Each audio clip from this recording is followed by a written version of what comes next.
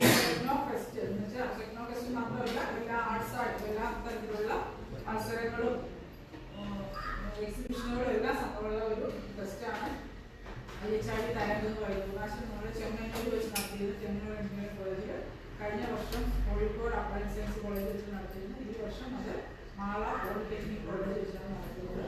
അപ്പോൾ നിങ്ങൾക്ക് അതിനകത്ത് വിവിധതരം മത്സരങ്ങളൊക്കെ നടക്കുന്നുണ്ട്. റേഷൻ കാർഡ് പോലെയുള്ള മത്സരങ്ങളുണ്ട്, അല്ലാതെ ടെക്നോളജി ഇവന്റ്സ് ഉണ്ട്. ഇവന്റിന്റെ ലിസ്റ്റൊക്കെ പിന്നീട് വരും.